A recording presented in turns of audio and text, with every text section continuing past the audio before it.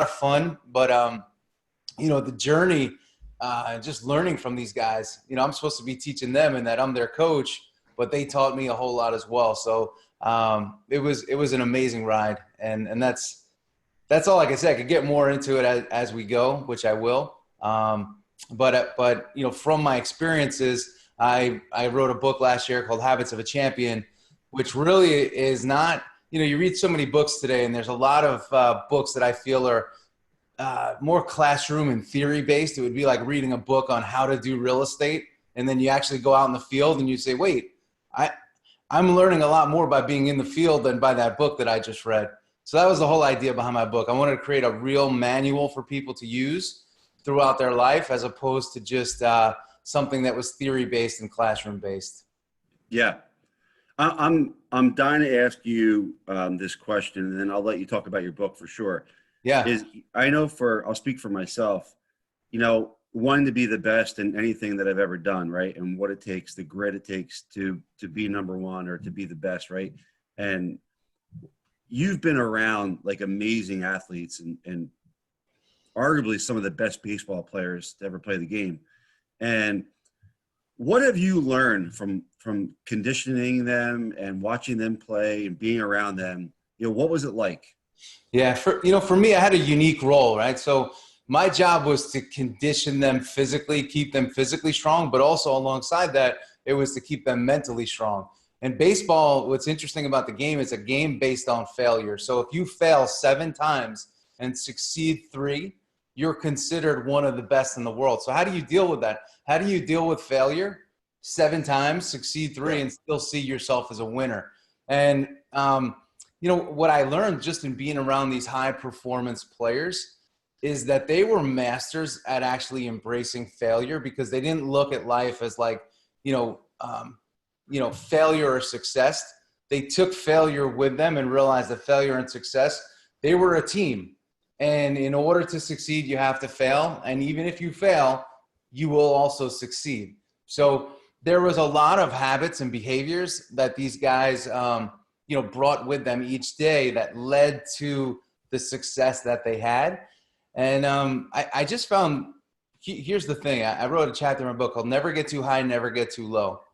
And that I felt was the essence of what made most of these players successful. Outside of being consistent in their actions day in and day out, they never got too high and they never got too low. So you never saw this sort of emotions rise to a level that was so peaked, and then their emotions dropped to a point where it was almost like, a depressive state based on a negative performance. So you win some, you lose some. That was the attitude, but you show up with the intention of winning every single day, knowing that you can possibly lose.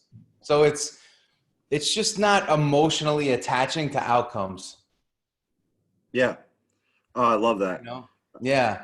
And it's like, again, what you guys do is so similar, right? There's deals that at times you feel like they're going to be layups and you lose them. There's deals at times where, they appear not to be, and you get them. So it's just, you just can't attach to your outcomes. There's always more.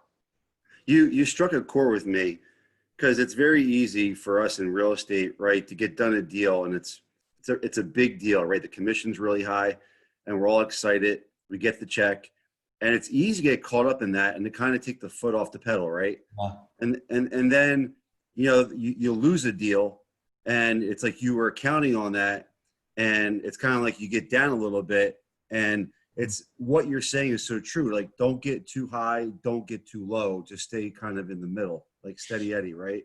Yeah, we say position yourself in a position of neutrality, right? So you have this midline.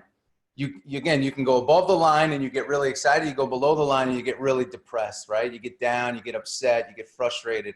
But if you could maintain that midline, which is that line of neutrality, where you live right there and you say, every day I'm going to execute on my process, which over time, when I average out my process, it leads me to great results. Life is an average, and we forget that, right? If you think you're going to win every single time, you don't understand the rules of the game in which you play.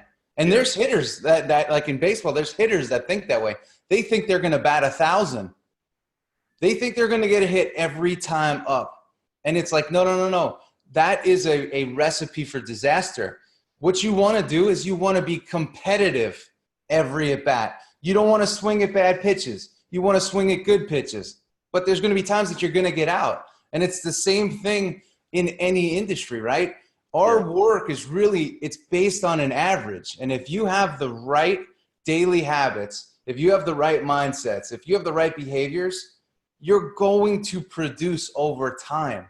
And that's really what it's about. When you look at the highest performers in your markets, you know, they're doing things consistently well day in and day out, but they're also failing too. And we're also in an interesting time because, you know, when you go on social media and everybody's posting about their successes and they're not talking about their failures, but every person that succeeds also fails.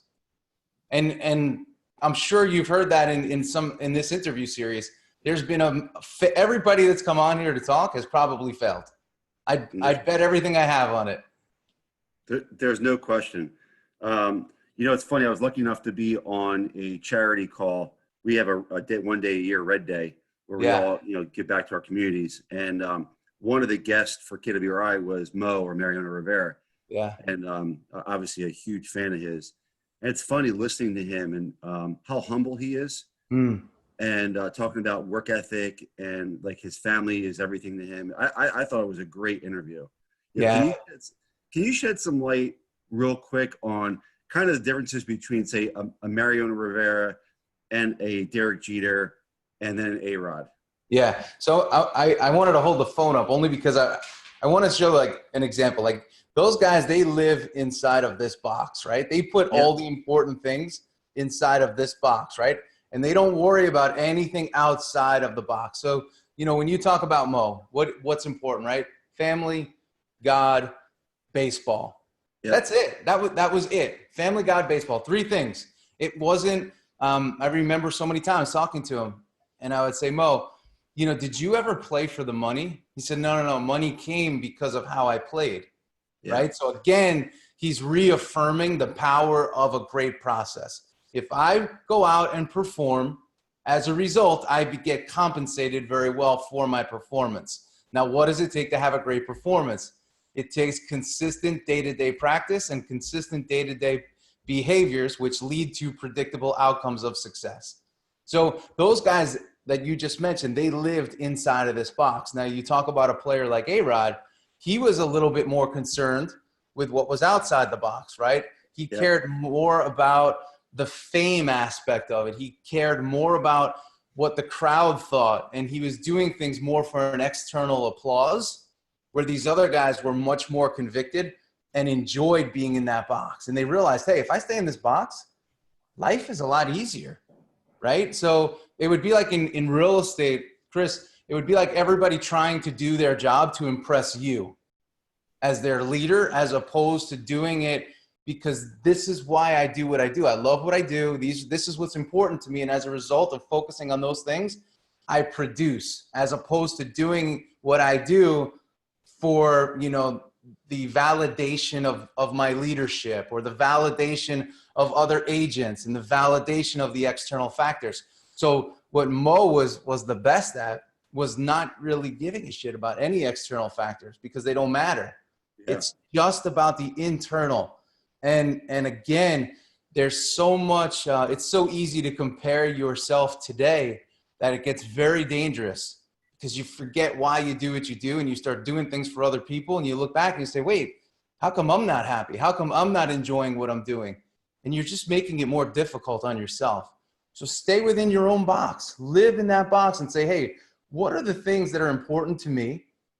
And what are the things, 1, 2, or 3 things that I need to do every day to gain consistency in my process, which will lead me to a better selling average over the course of the year. And if I can do that and execute on those 1 to 3 things every single day, I will have the production that I'm looking for, and therefore I'll have the compensation that I deserve based on my efforts. I love that. It's a predictable outcome. You know, I love that. Yeah, I coach people all over the country, and what I find is when they get in trouble, they try to do too much. They're just doing too much. And you go, and how do you figure out what they're doing? You ask them, hey, what did you do today? And they start to list out all these things. And I say in life, we have two things, right? We have IPAs, which are your income producing activities, and you have your EDAs, which are your energy draining activities. If you're not focused on those IPAs and you're too focused on those energy draining activities, you can't win.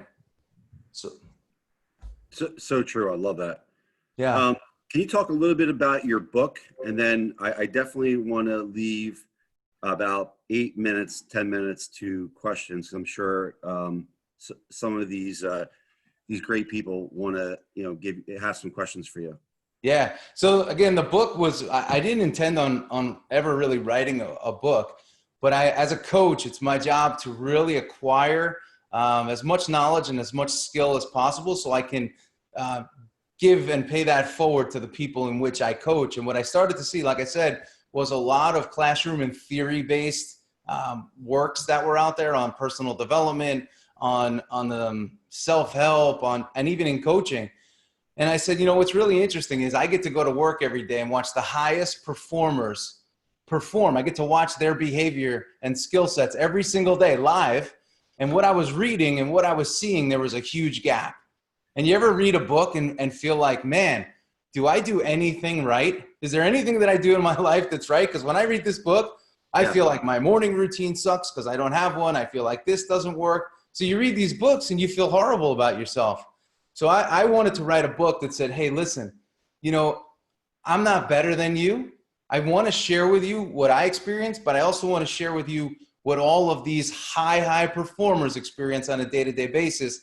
And I want to let you know that we're in this together, but the best of the best, they just do a few things, maybe a little bit better than us, but most importantly, they do it with greater consistency. And that's what I found, as when I work with the general population versus, these elite performers, I find that the elite performers can do the same thing Monday, Tuesday, Wednesday, Thursday, Friday, and Saturday. Whereas the general population, they want to do something different on Tuesday than they've done on Monday. Then Wednesday is a combination of Monday and Tuesday. So there's this sort of inability to do the same thing over and over and over again. So you don't know where your success comes from, and you also don't know where your failure comes from. But it usually stems from not being consistent in day-to-day behaviors. So when I wrote the book, I took a bunch of experiences from sports and business and my coaching experiences within each of those sectors and distilled it into a functional handbook and manual that you could use on a day-to-day basis to keep yourself mentally poised and mentally strong so you can compete in what I call the most competitive sport in the world, which is business. You got a lot of very smart people playing the game, so you just have to find that edge. So again, the book's written to help you find your edge. It doesn't tell you what to do or how to do it, but it inspires you to find the greatness and the champion that's within you and fire that person up every day. And that's the thing. When I speak to companies, the first question I ask people is like, hey, do you feel like there's a champion inside of you? And people say, what? Champion? Me? Or what or who do you think of when I say the word champion? And people don't put themselves in that conversation. And how you see yourself will determine who you are and what you're able to do. And, I just found, how do you deal with rejection? How do you deal with failure? You can't let it hammer you down. So it's all about how you see yourself and the vision that you set for yourself.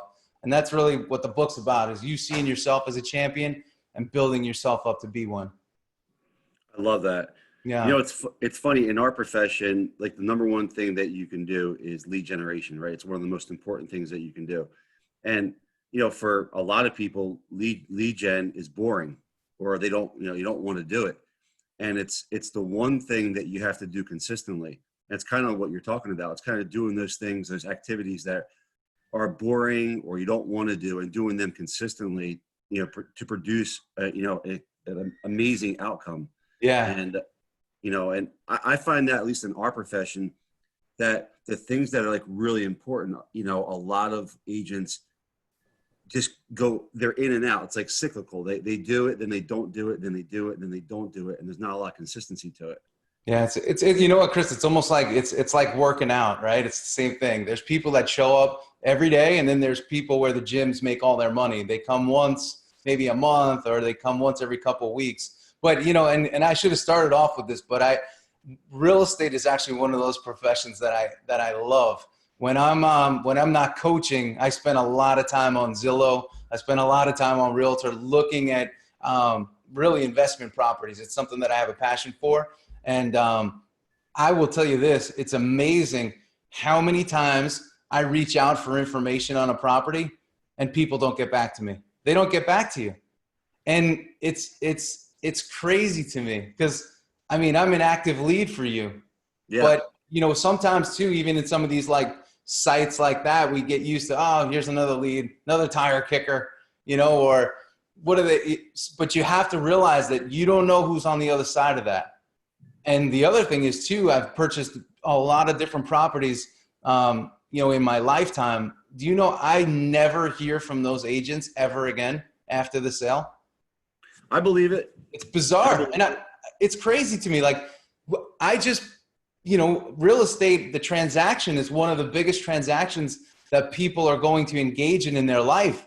Like, don't you want to know how I like the house, how I've settled in, if I'm interested in moving? I mean, these are really important things, but it's, again, on the other side, I have no loyalty to you either because you don't care how I'm doing. When I have to list my house, you may not be the first person I call, but whoever sends you that postcard of who sold the house down the block may be, now they're in the game when you had a perfect opportunity. It's so true. I know Devin's on the call. I know he would never do that to you. I don't buy in Philadelphia though because you gotta tell them about the Mariano Rivera story. I love when you tell this story. All right, I'll sneak that one in, but it's really a story about mindset. And the story is simply this. Years ago in 1995, I saw this skinny kid from Panama take the mound at Yankee Stadium, and I said, "Who's this guy? What is he gonna do?" Right? Very unassuming. But he leans back and he throws 95 miles an hour when 95 miles an hour wasn't a thing. So he caught my attention, right? And I said, whoa. And at the time, I was a young man just sort of developing into who I was going to be. And he became a symbol of really like hope and like, wow, it's amazing what you can do in this world. So I started to watch him pitch, and every year he got better and better and better and became more of an impact player for the team. So a couple of years ago, I'm at his house in Westchester County, New York. We lived right around the corner from each other. And he says, "Hey, come over. I want you to stretch me." So I go down to his basement. We're talking, we're stretching. And I said, "Mo, I have to ask you a question. I've been waiting since 1995 to ask you this question, and I have to ask you right now." And he goes, "What's that?" He's a little bit of an attitude problem with those that are close to him. And I said, "How do you do it? How do you do it in the biggest of situations? How do you get it done?" And he looks at me with a smirk and he goes, "Buddy, I do 3 things. Number 1, I slow everything down. Number 2, I quiet the noise. And number 3, I throw 1 pitch at a time. Slow it down, quiet the noise, 1 pitch at a time." I said, "All right, wow, interesting." He says, "You see, I don't let any of the externals into my internal world."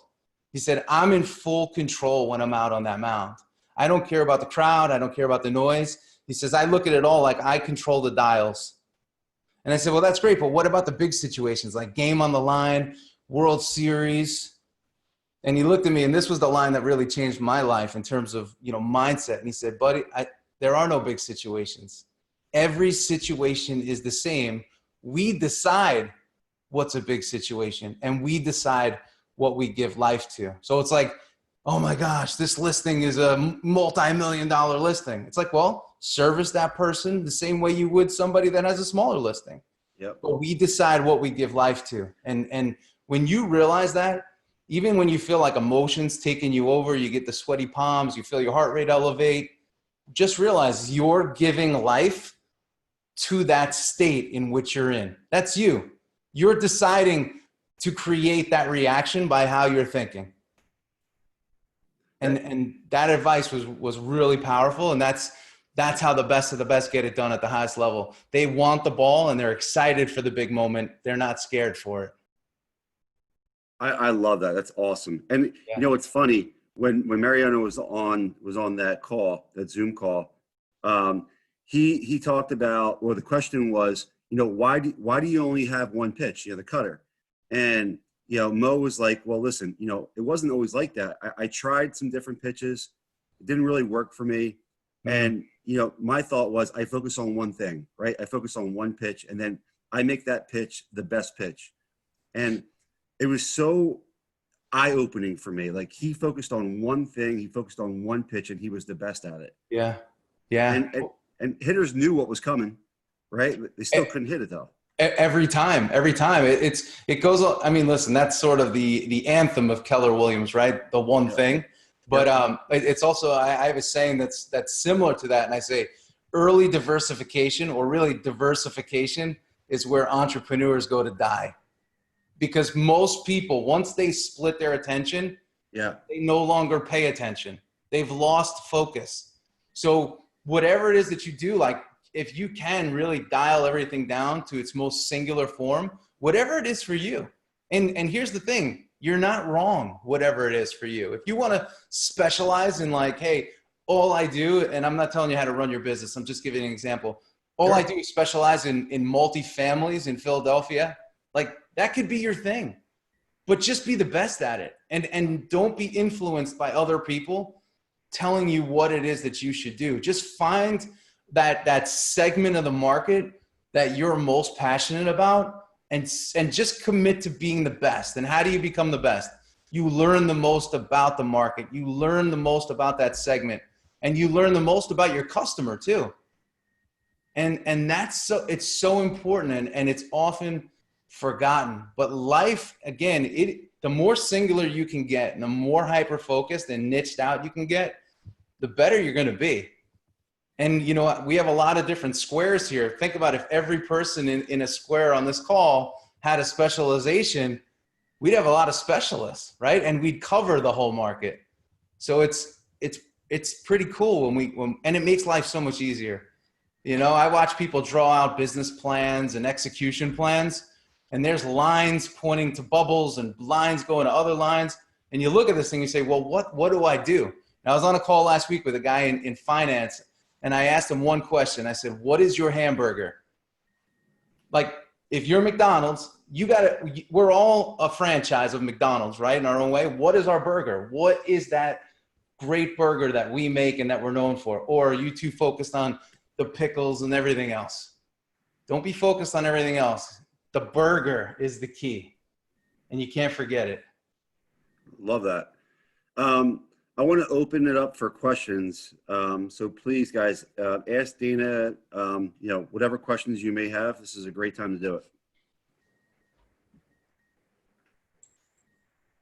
And we don't have many shy people on this call, so. I'll ask one. Sure, go ahead, Devin. Dana, from your experience, obviously working with the, you know, highest caliber athletes in the world, what did you find? And I don't know if you answered this already, but what did you find that was like like it was so obvious that was the number one separator between them and the people that were just trying to chase to where they got to? Yeah, it's sort of I covered it in a couple different ways, but they were not trying to be anything more than they were, right? They were saying, this is who I am, and I want to be sort of, again, that best version of myself. I want to be the best that I could be, and I'm not worried about everybody else, right? Like a guy like Mariano, for instance, he could have tried to throw multiple pitches and just kept staying with trying to figure out more pitches. And how many of us get caught in the personal development trap where we're just trying to acquire more and more skills, yet like this thing that comes naturally to us, we're sort of overlooking. And we're trying to develop other skills and talents when it's like, hey, because talent, here's the thing what people forget about talent. Talent is a gift. Talent is what comes easy and natural to you. And we each have something, but we also have to choose to focus on that. And so many of us don't. We go towards this and we go towards that, and we're like, wait, this comes easy. It can't be my thing. So I have to go over here and over here. And we sort of run away from our talent. But the best of the best, they know who they are, They know what they do, and they know what their talent is, and they embrace it. And they're not looking for other things. So that's really the biggest thing that I've seen. And I would encourage everybody today to ask yourself one question outside of the hamburger question, but like, what's my talent? Like, what is that thing in real estate that comes easy to me? And write it down and sit with it. Don't just do the exercise and I'm gone. Like, think about that. Like, what comes easy to you? And that may be the place where you have to double and triple down, and everything may change for you as a result. That's a great question, and I love the answer, Dana. And I want to add real quick to that. You know, talent's really important, but it can only bring you so far, right? So there's a great book that talks about how, you know, talent can only bring you so far. There's other intangibles. It's called Grit, The Power of Passion and Perseverance, which kind of talks about that. It's a great book, so I just wanted to throw that in there as well. I think we have time for one more question. One more question, guys? I have a question. Yeah, go ahead. Maybe two. My question is around mindset. You know, I think the mind is also a muscle, and you have to work it out, and you have to focus on a positive mindset. Did you find that your athletes did something in particular around mindset, or different things? What was that like? So Valerie, I want to challenge this actually, because you said positive mindset, right? You have to have a positive mindset. Okay, go ahead. I want to enlighten you and everybody. You don't need a positive mindset, right? Because I could tell you a list of people in business and sports that are actually motivated by a negative mindset. They're motivated by a chip on their shoulder type attitude, and I'll show you attitude. And like a watch me. Yeah, watch me. And it could, and for others, like I work with a couple guys that have sold their companies a couple times to private equity for massive amount of money. And what drove them is they never wanted to go back to the projects in which they grew up in Brooklyn. That was their motivation. They said, I could still smell the lobby, and I never want to smell that lobby again of where I grew up. So they were actually motivated by a negative event and never wanting to go back to that. And that sort of allowed them, they played with a chip on their shoulder. And that was just in them embracing who they were. So there's a lot of talk about mindset today that says, hey, you know, you have to be positive and sort of semi-Pollyanna. And that's not really practical for many people. So you have to embrace your personality. Now, again, the difference is these guys were motivated by negative, but they were expecting greatness. They were expecting positive results. They were expecting, you know, incredible results. So you have to be really careful with how you're looking at things, and you have to know who you are. And I always say, embrace who you are. Like for me, I am naturally not a positive person in terms of who I am, but I'm positive in terms of the outcomes that I'm going to create. So I play with a chip on my shoulder. I have an attitude problem. I'm not always very likable, but I'm going to get the results. And that is something that I've committed to. So if you want to get results, let's hang together. But you have to also take the good with the bad. I'm going to push you, and we're going to work hard. And at times you're going to hear things that you don't want to hear about yourself, but they're going to be things that are probably true. Sounds like you have a little bit of Michael Jordan in you. Yeah. Well, you know what it is? Like, again, you're groomed. Like for me, I was groomed in sport. And sport is, we have a very clear objective: win. And I always say this, I wish businesses thought more like that. Like I look at every box on my screen right now as winners. Like we are going to win. We have to figure out how to win together. And what is it that's keeping you from winning? And I want to blow through that. I want to take that limiting factor and I want to throw it on its ass. And I want to create an environment where we all win together. And I'm going to demand that out of you. That's awesome. David, you have something real quick, because then I'm going to let Dana off. Yep. So I love what you talked about, the position of neutrality and maintaining that midline. What are some techniques that you found have been really helpful when you feel yourself get really high or get really low, that kind of get you centered again?